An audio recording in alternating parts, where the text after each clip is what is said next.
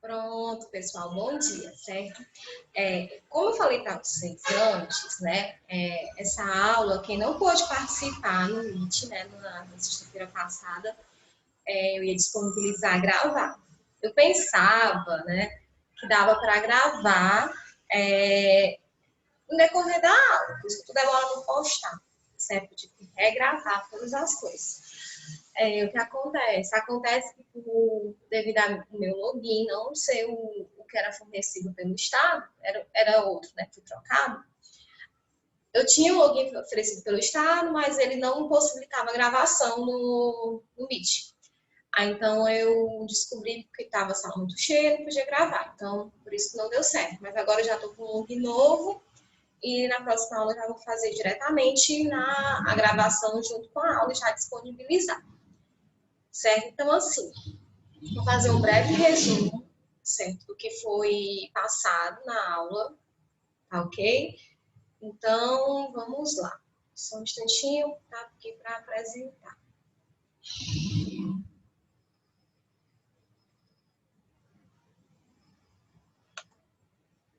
Prontinho, gente, ó.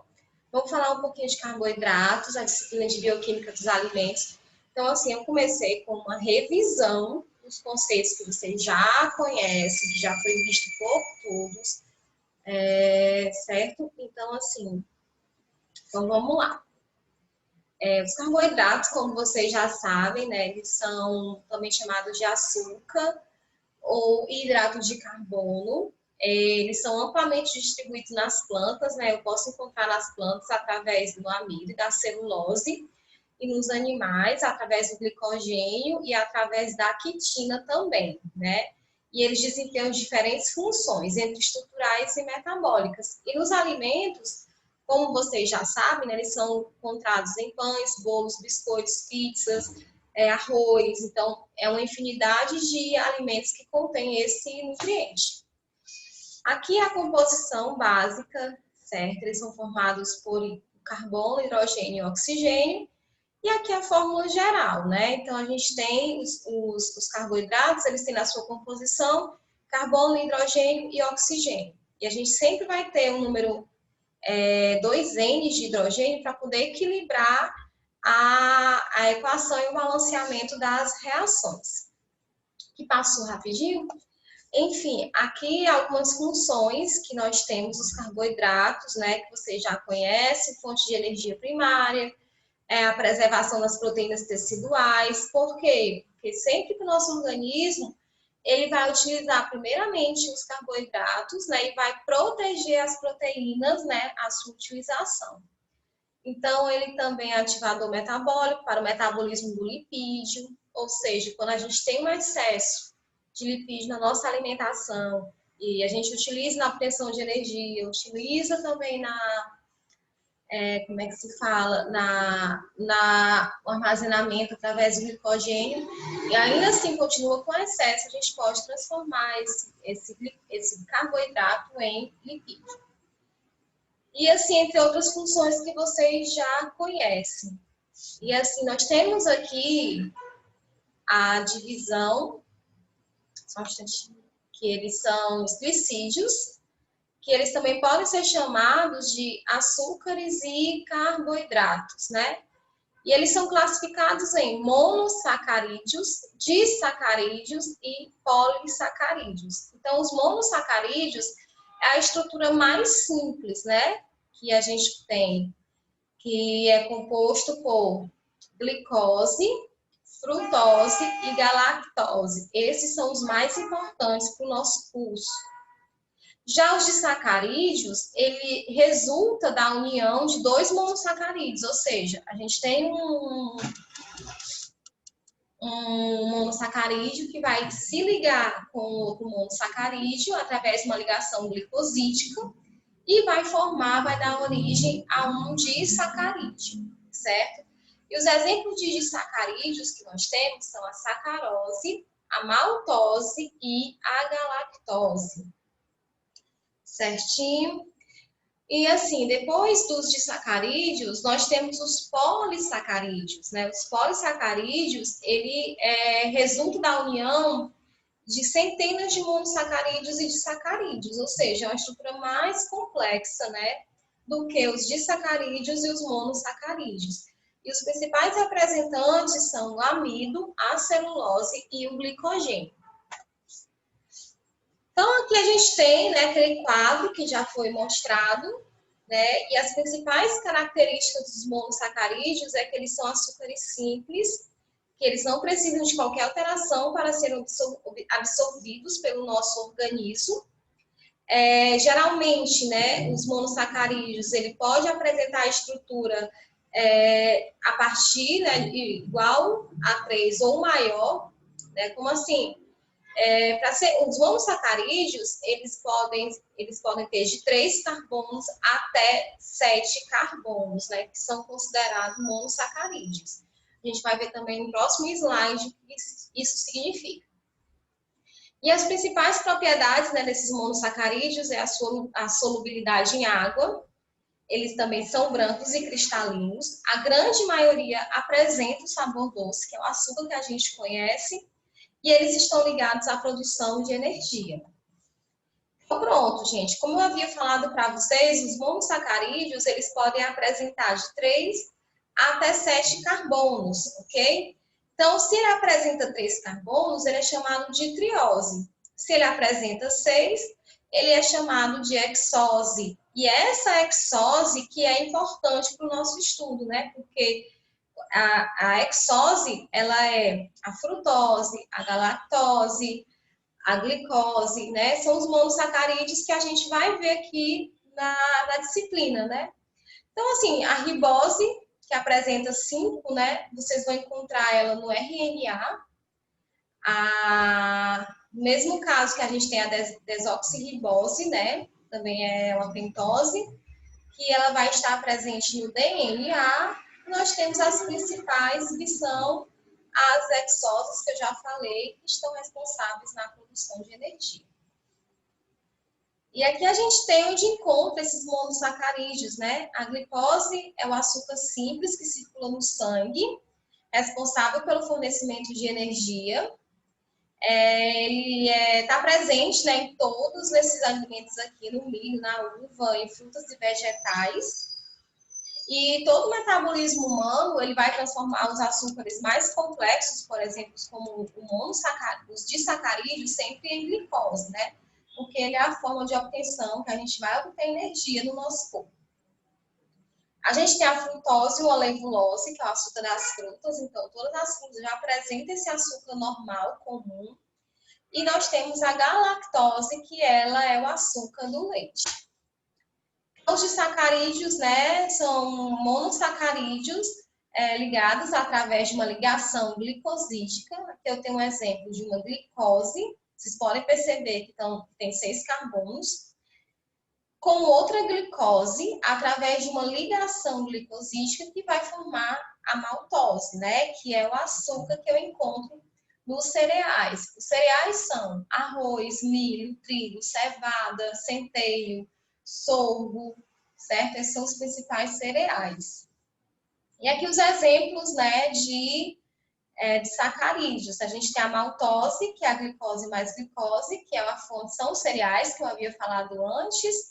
Temos a sacarose, que é a junção da glicose mais a frutose, que a gente encontra na cana-de-açúcar e no açúcar de beterraba, que é o açúcar comum nosso, o açúcar de mesa.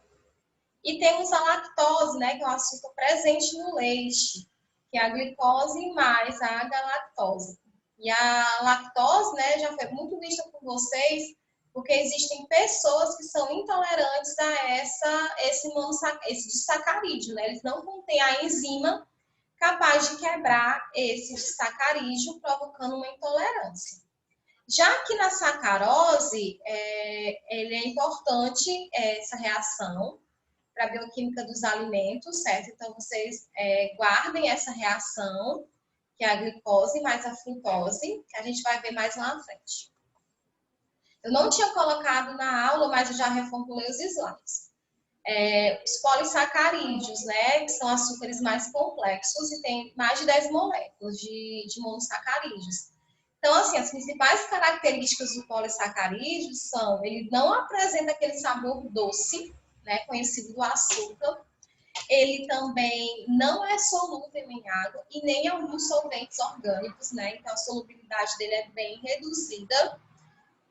E ele tem várias funções, né? Nos vegetais, ele tem a função de estrutura das paredes celulares. Então, eu vou encontrar isso na celulose, na hemicelulose, na pectina, que vocês viram na disciplina de frutas e hortaliças, que essa pectina ela é responsável, né, pela estrutura. No momento do amadurecimento da fruta, essa pectina ela é degradada e depois da degradação dela, ela vai interferir na sua estrutura. E nos animais a gente encontra, né, a quitina, que é bem conhecido, faz parte do exoesqueleto dos artrópodes, né, do camarão, do caranguejo, também das baratas, né? Então a gente tem a formulada a partir de quitina, que é um polissacarídeo. E nós temos as reservas metabólicas, né? No caso dos vegetais, o amido. Nós temos as dextranas e as xantanas, que são das bactérias. As carragenas e o HH, que são muito utilizados na indústria de alimentos para melhorar o corpo do produto, daquela estrutura de corpo. O HH você já deve ter visto, né, na biologia, ele foi utilizado no experimento, né, da parte vegetal, que são encontrados nas algas, e a gente tem o glicogênio, que ele é uma reserva metabólica dos animais, né? Quando a gente tem um excesso de glicose, o nosso corpo transforma em glicogênio. Então, aqui a gente, o armazenamento, nós temos dos vegetais, o amido. Então, quanto mais verde o vegetal, ele mais amido ele apresenta, né? Então, a gente lembra que nas frutas e hortaliças, quando a gente consome um alimento verde, ele não é docinho. Mas no momento que ele vai amadurecendo, ele vai ficando doce, né? Então, ocorre por quê? Porque esse amido aqui, ele é degradado em frutose e glicose, né? Que são os açúcares, os monossacarídeos, que são doce. Já nos animais, a gente tem como reserva de armazenamento o glicogênio. Então, o amido, né, que é um carboidrato constituído de glicose, com ligações glicosídicas, é o polissacarídeo produzido pelas plantas, servindo como reservatório de energia, né, como eu disse para vocês antes, e ele é muito utilizado na nossa alimentação e ele está presente em grandes quantidades de alimentos, como batata, arroz ou trigo. Então, esses alimentos, a batata, principalmente quando você corta e você fizer o teste do iodo, que identifica o teor de amido, a gente vê claramente que ele fica, né, todo marronzinho. Por quê? Porque ele é altamente rico em amido. Assim como o arroz e o trigo, né? Quantas vezes a gente utiliza para fazer um creme ou até mesmo um molho, para dar um corpo a esse molho, a gente não utiliza o trigo, né, para engrossar o caldo, como dizem. E às vezes, assim, para dar um sabor melhor, a gente utiliza até a batata. Essa batata também tem a mesma finalidade. Ele é a principal reserva, né, energética das plantas, né? E ele também é encontrado em raízes, sementes e tubérculos e as fontes que eu já disse anteriormente. E ele apresenta diferentes propriedades, né? Tanto ele é fundamental no nutricional, como no tecnológico, né, nas indústrias, no funcional do produto também, no sensorial, porque ele vai alterar a textura e a estética, né, tornando o alimento mais bonito. E aqui a gente tem algumas aplicações, né? A imagem está ruim, mas a gente tem uma aplicação do amido na indústria, né? Que pode ser utilizado em produtos cárneos, né? Naqueles empanados. A gente utiliza para poder melhorar a textura, a absorção de água. Em produtos lácteos também. Acho que você já deve ter visto na disciplina de leites derivados, que às vezes é adicionado para dar uma cremosidade, né, ao produto. No empanamento dentro da indústria, sopas, temperos e condimentos, nos confeitos, principalmente a carragena e o HH, né, naquelas balinhas que a gente gosta, que eu adoro. Então, assim, eu acredito que vocês também gostem. Tipo aqueles gummy bear, ele é feito de HH. Na panificação, porque ele aumenta a rentabilidade do produto, a textura, até na utilização de algumas bebidas e no molho. A principal função da utilização desse tipo de produto tem a ver com a textura. Ele vai modificar a textura desse produto. E o próximo glicogênio de reserva que nós temos próximo polissacárido de reserva é o glicogênio, que ele é a principal reserva energética nas células animais e de algumas bactérias também, bactérias e alguns fungos. Então, quando a gente tem um excesso de glicose, né, dentro do organismo, ele não perde, né? O que eu vou fazer? Ele vai converter em glicogênio, porque no momento que estiver ausente, acaba fazendo o quê? A gente acaba utilizando, né, voltando esse glicogênio a ser glicose e utilizado no nosso corpo. Aqui nós temos um exemplo, né? Se a gente tem um aumento da quantidade de glicose, ele vai para a etapa de glicogênese, né? Que vai ser armazenado no fígado, o glicogênio. Se eu tenho uma pouca quantidade de glicose, ocorre a glicogenólise, né? Que é a quebra desse glicogênio para ser transformado em glicose.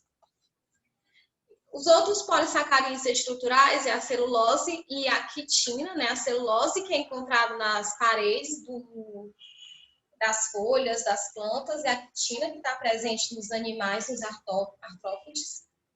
Vou falar um pouquinho da quitina, que é um polissacarídeo que apresenta nitrogênio em sua composição. Ele é encontrado no exoesqueleto de artrópodes, nas células dos anelídeos, né, na rádula de certos molluscos, na parede celular de fungos.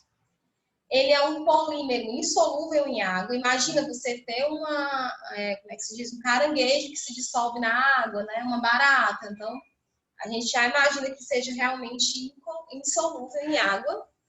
Ele é resistente, flexível, biodegradável e ele não apresenta toxicidade, ou seja, ele é atóxico. Ele é o segundo polímero orgânico mais abundante, perdendo apenas para a celulose. E é o principal componente da parede celular de alguns fungos, constituindo o exoesqueleto de artrópodes e casulos de determinados insetos. Então, a gente vê a sua composição que é grande, presente na natureza. E o principal dele, que ele tem essa quitina, ele é fonte de fibras. E a gente sabe que as fibras, elas são importantes para o nosso corpo, porque elas diminuem a diabetes, né? Elas vão diminuir o açúcar livre presente no sangue, reduz o colesterol e, principalmente, elas é responsável por reduzir o colesterol ruim. Então, muitas vezes, o derivado de quitina, que é chamado de quitosana, está bem presente naqueles produtos para emagrecimento. E a celulose, né, que é responsável pela estrutura, né, das paredes. E a gente tem aqui alguns formatos de celulose do polímero. E é o principal componente estrutural das plantas, especialmente de madeiras e plantas fibrosas. Apresenta cadeias individuais, né, reunidas por pontes de hidrogênio. Os animais não possuem as enzimas celulases, que são encontradas em bactérias, né? Ou seja, a gente não... O que vem de folha, por exemplo, algumas verduras que a gente consome, elas acabam sendo bem ricas em fibras para a gente, porque a gente não tem enzimas que quebram a celulose. Então, elas vão auxiliar na questão do trato intestinal, ou seja, elas vão fazer volume fecal e vão ajudar nesse trânsito intestinal. Gente, agora a gente vai começar, de fato, as reações relevantes, né, da bioquímica dos alimentos. A gente vai falar um pouquinho sobre o principal agente, a principal reação que ocorre, né, na bioquímica. E o primeiro é a gelatinização. Falei do amido, né? Então, assim, o amido, como vocês viram naquele slide anterior, é muito utilizado na indústria, muito mesmo. Vocês viram as aplicações desse amido. Aí, por que ele é utilizado na indústria? Devido a essa característica de gelatinização. Então, vamos saber o que é essa característica de gelatinização. O amido, quando a gente pega somente aquele amido, por exemplo, a maisena é o amido de milho, né? Que a gente utiliza bastante.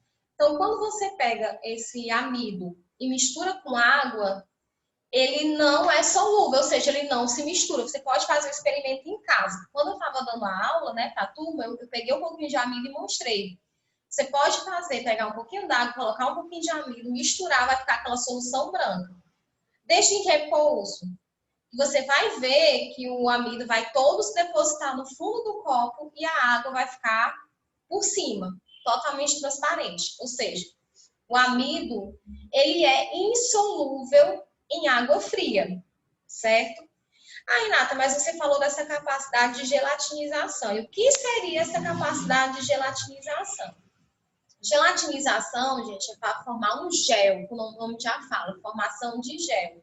E essa formação de gel, ela é interessante porque ela modifica a textura do produto. Então, eu preciso formar um gel para ter um produto de textura melhor.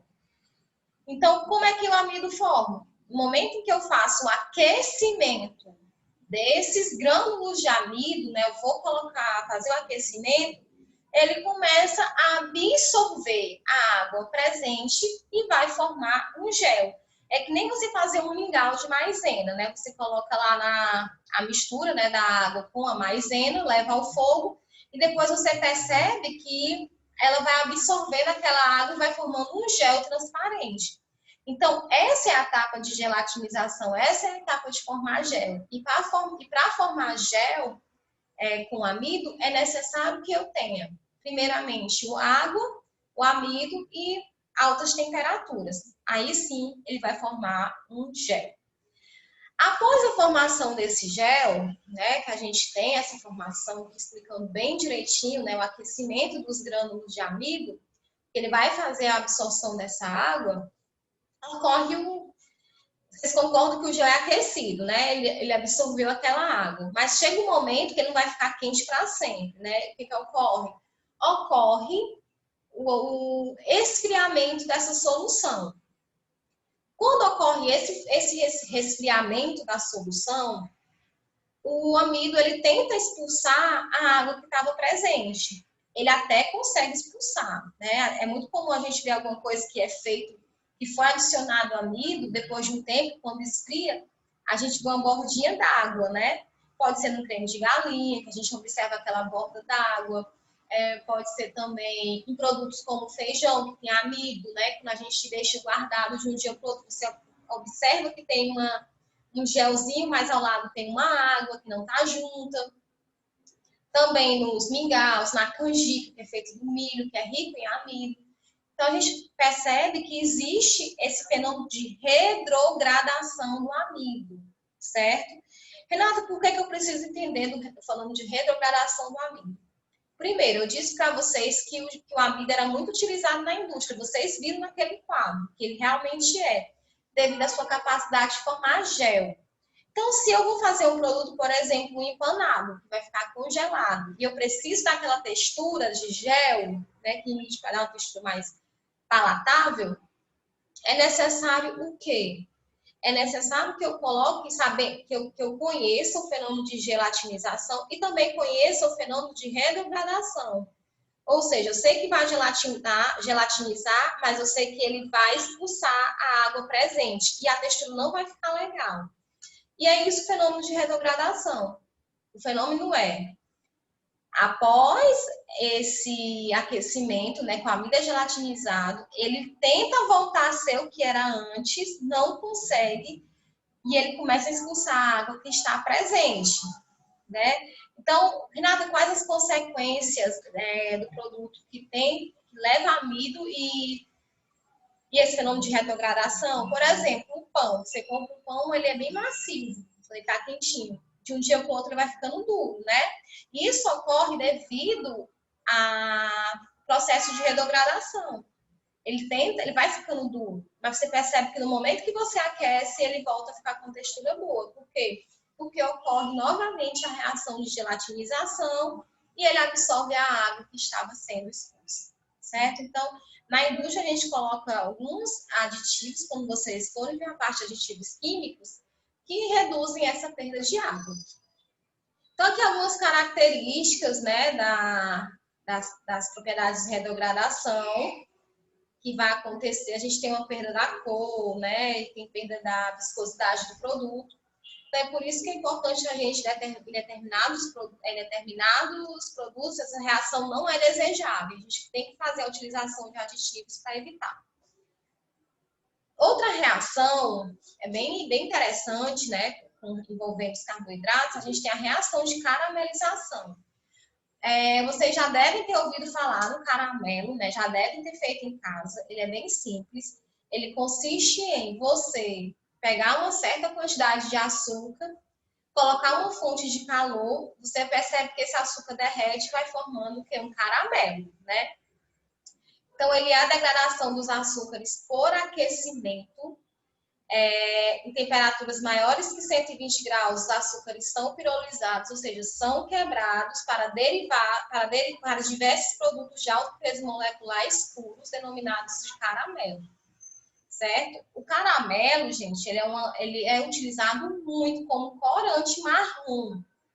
Aí a gente fala assim, ele dá um cheiro? É muito limitado. A função maior desse caramelo é utilizar como corante. É que nem quando a gente faz um pudim, que a gente faz aquela calda de açúcar e a gente coloca aquele caramelo justamente para melhorar a cor do produto, para tornar o pudim mais atrativo, né? Então, ele é bem utilizado para isso. E na Coca-Cola você pode ver que tem assim, corante caramelo número 4 na composição da lista de ingredientes. Então, o caramelo é utilizado mais como um corante. Na aula passada, a gente falou um pouco sobre a reação de Maillard, né? Que é uma reação de escurecimento, né? Não enzimático. Por que não enzimático? Porque não precisa de uma enzima para que ele ocorra. E vamos lá as diferenças, né? A reação de Maillard, ela precisa de aminoácidos, ou seja, ela precisa de uma proteína, de um açúcar e a uma fonte de calor, né? Então, a gente obtém essa reação de Maillard. Então, assim, qual é a função dessa reação de Maillard? Por que ela é desejável? Porque além de alterar a cor, ela vai alterar o sabor e o cheiro do produto. Já a reação de caramelização, ela só precisa do açúcar e de uma fonte de calor. E ela é muito utilizada, principalmente, né, quando a gente fala na utilização dos corantes. Outra composição que é bem importante para a aplicação na indústria de alimentos, esse aqui não era para estar aqui, é o chamado açúcar invertido. Certo? Então, aqui eu tenho, o que é o açúcar invertido? Aqui eu tenho uma água, eu tenho um açúcar, tenho um limão, né? Então, o que isso significa? Uma fonte de calor. E o açúcar invertido é isso aqui, ó. Esse produtozinho aqui, como se fosse um xarope de açúcar, né? Um produto líquido.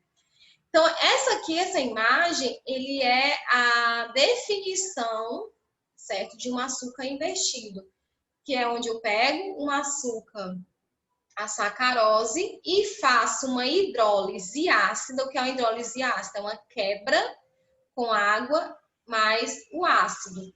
E com isso eu obtenho esse xarope. Lembra que eu falei para vocês, gente, ó, fica atento nessa reaçãozinha aqui da sacarose, que ela é formada por glicose mais frutose? Pronto. Gente, eu preciso que vocês ficassem atentos por um motivo. Eu estou fazendo uma hidrólise ácida, uma quebra, né, do açúcar de cozinha. Então, se eu tenho um disacarídeo, que é a sacarose, que vou quebrar ela, eu vou formar o quê? A glicose mais a frutose. Então, é isso que é o açúcar invertido, certo? Essa quebra. Então, vamos lá, açúcar invertido. É uma forma que é comercializado, né, esse xarope de açúcar, e ele tem uma concentração em torno de 76 graus Brix. O graus Brix, ele é utilizado para medir doçura, certo? É uma mistura de solução concentrada com 40% de sacarose, 30% de glicose e 30% de frutose. Ela é a quebra da ligação glicosídica que une a glicose e a frutose através de um tratamento ácido a quente. Aqui no caso, bem utilizado é o ácido fosfórico, certo? Ele é um ácido.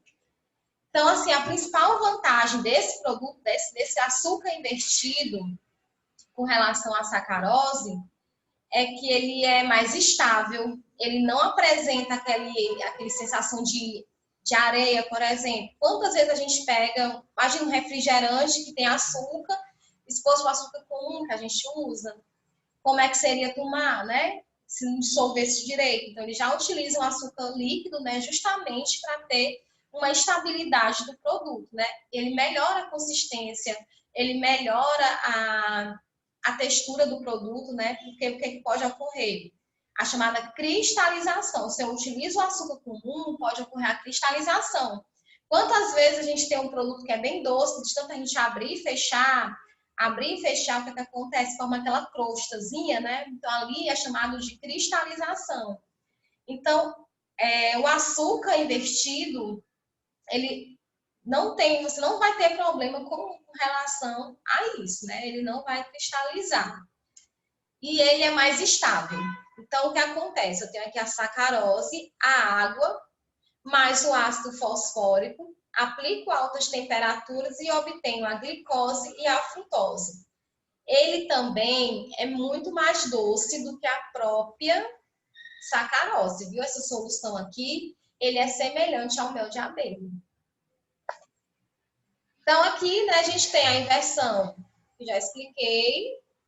Além da reação ácida, a gente pode também utilizar enzimas, certo? Para obter essa quebra dessa sacarose e obter esse produto. E as principais vantagens é elevada solubilidade da frutose, a difícil cristalização da glicose, aumenta seu poder edulcorante, né, o sabor doce, que é um S, sabor doce, e diminuindo o risco de cristalização, por isso que ele é altamente utilizado na indústria alimentícia. Ao invés de a gente utilizar o açúcar convencional, a gente utiliza esse produto esse açúcar invertido. E muita gente já ouviu falar porque ele é muito utilizado em confeitaria. Então, aqui a gente vai falar um pouquinho dos edulcorantes, né? O que são edulcorantes, né? São chamados, não tem nada a ver com corante. Ele tem a ver com o papel do adoçante, certo? Então, você já ouviu falar em adoçantes, eles também podem ser chamados de edulcorantes. Então, os edulcorantes são substâncias diferentes do açúcar e eles têm a capacidade de adoçar os alimentos. Eles também podem ser utilizados para substituir parcialmente o açúcar ou na sua totalidade, né? E geralmente esses edulcorantes, ele tem um sabor ele é muito mais doce do que a própria sacarose. Nós temos os edulcorantes naturais e os artificiais, sintéticos, né? Os naturais são obtidos de plantas ou até mesmo de alguns alimentos de origem animal. A gente tem a frutose, tem os polióis e o esteviosídeo. Gente, esse aqui é o que está na maior moda, né? Que é o adoçante de estévia. Acredito que vocês já tenham ouvido falar, né? Então, ele está sendo muito utilizado como um adoçante mais estável atualmente do que os outros, né? Então, ele é um adoçante natural. Tanto que ele é bem mais caro do que os adoçantes artificiais. Já os artificiais, nós temos, eles são obtidos em laboratórios, né, ou através de algumas reações químicas, e os principais são sacarina, aspartame, ciclamato, xilitol. Então, esses são os principais adoçantes artificiais. Outros exemplos, né, de alguns adoçantes que são permitidos no Brasil. Então, assim, existem muitos adoçantes que não são permitidos no Brasil, não são permitidos em algumas regiões do mundo, mas que no Brasil são permitidos, né? A utilização de adoçantes artificiais, a gente não sabe até que ponto é bom. Por quê? Porque ainda não se concluiu até que ponto eles podem ser carcinogênicos ou não. Por isso que a gente fala que os melhores são os adoçantes naturais, né? Por quê? Porque eles são da natureza. E a gente não sabe, e com relação aos artificiais, a gente não sabe as consequências. Geralmente, quando você vai elaborar um produto sem açúcar, fala, produto sem açúcar, né? Tem que ter cuidado, porque ele vai ter carboidrato de qualquer jeito. Geralmente, eles fazem a substituição desses produtos sem açúcar por adoçantes, né? No caso, vamos pegar uma geleia diet, né? Que ela não tem açúcar. Quando você olhar os ingredientes, de fato, lá vai estar a sacarina, vai estar o aspartame, vai estar a estévia, vai estar o ciclamato, vai estar a sucralose. Então, assim, são vários produtos, né, que a gente utiliza para adoçar. Além de outros tipos, como a maltodextrina também. Então, eu vou até colocar depois, eu vou postar, já que eu já gravei aqui, vou postar nos slides, se eu não esquecer, eu posto para vocês. Outros nomes que o açúcar pode ter, que vocês podem encontrar no rótulo de produtos que são chamados sem açúcar. Que geralmente eles têm açúcar, só que não é o açúcar de cozinha, que a gente está acostumado a utilizar. Então, assim, gente, por que eu falei que existem essas misturas, né? Porque, por exemplo, a sacarina aqui, ela tem uma alta capacidade, ela tem uma capacidade de adoçar de 200 a 700 vezes mais do que a sacarose, né? Ela pode ser aquecida, sim, ela tem uma estabilidade boa. Então, assim, se eu vou fazer um bolo para diabéticos, eu posso utilizar a sacarina. Mas será que ela amarga muito, né? Vamos dizer que sim. Então, eu faço uma mistura. Vamos colocar aqui o acesulfame de potássio. Ou o acesulfame K, né? Também ele é muito colocado nos rótulos. O poder de adocicar dele, né, comparado ao açúcar, é de 200 vezes. Ele também pode ser aquecido. Mas muitas vezes o sabor dele residual é pouco. Então, o que eu faço? Esse aqui adoça mais. Eu coloco menos desse, mas esse também adoça bem. Então, eu faço uma mistura de produtos. Ou até mesmo a stevia, ela é mais cara. Então, eu vou fazer um produto um doce de fruta para diabéticos, né? Que é sem açúcar. Eita, Maria. Ainda, vamos voltar. Então, um doce para diabéticos que é sem açúcar. Então, o que acontece? Eu posso muito bem fazer uma mistura de estévia com um outro adoçante, né, mais barato, que a gente sabe que a estévia ela é cara. A gente pode usar, por exemplo, a estévia e a sacarina. Já que a estévia, ela adoça até 400 vezes mais do que o açúcar. Já a sacarina não, 700 vezes mais. Então, essas modificações, esses edulcorantes, né, tanto pode ser natural como artificiais, a gente não sabe até que ponto eles são maléficos, né, a longo prazo, por mais que tenha uma utilização já há bastante tempo, mas até hoje não foi proibida. Em alguns países tem substâncias proibidas, aqui no Brasil quase nada está proibido, né? Então, assim, a gente precisa fazer esses blends, né, essas misturas para poder obter um produto razoável. Então, gente, basicamente as reações que a gente precisa saber com relação aos carboidratos são gelatinização, retrogradação para poder entender, né, o processo de gelatinização, o açúcar invertido, que é importantíssimo, os edulcorantes, processo de caramelização e saber as diferenças de caramelização para a reação de Maillard. Ok? Então, assim, eu espero que vocês consigam absorver. A aula foi muito boa. Quem não pôde participar pelo Meet, né? Mas, assim, sempre que puder, vocês tentem fazer um esforcinho, porque é muito bom essa interação. A gente tira dúvida.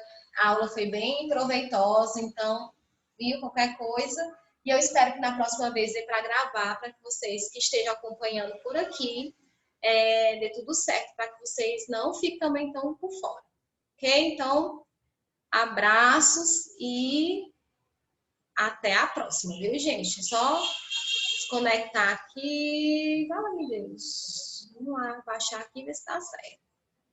Para finalizar.